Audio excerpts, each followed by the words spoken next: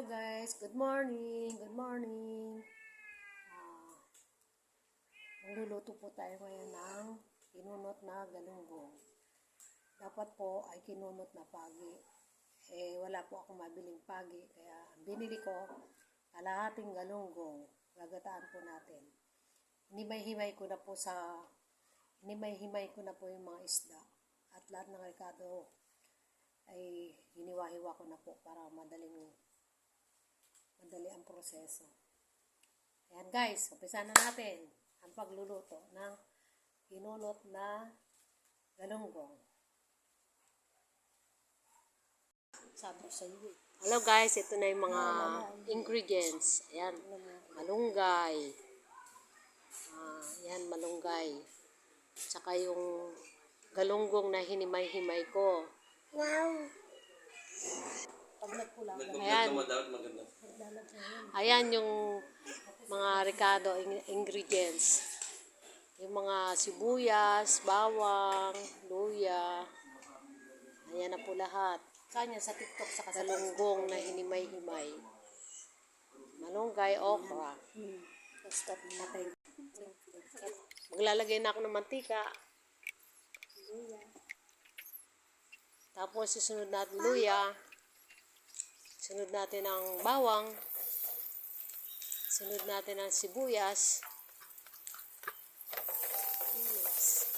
Sunod na natin yung galunggong na hinimay-himay. Isda. Sunod natin yung gata. Tapos yan, sunod na natin ang gata. Tapos natin halu-haluin. Ayan na po, nilagay ko na. Ayan, halu-haluin natin para hindi masunog ang ilalim. Pakuloyin natin ng konti. Lagyan natin ng magic sarap. Lagyan natin. Pagkatapos, antayin natin kumulo ulit. Ayan, kumukulo-kulo na. Buksan natin ang takip.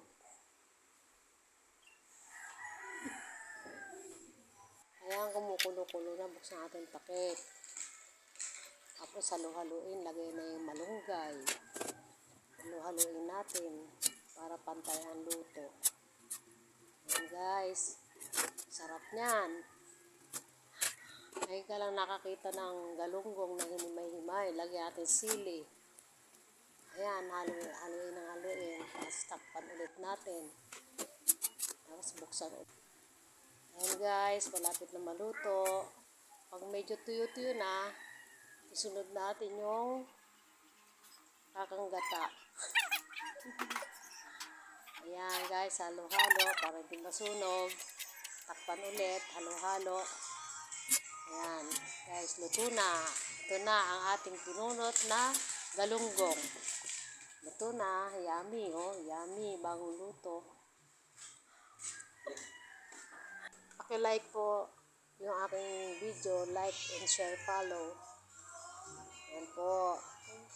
Thank you very much. Bye-bye. See you in the next vlog.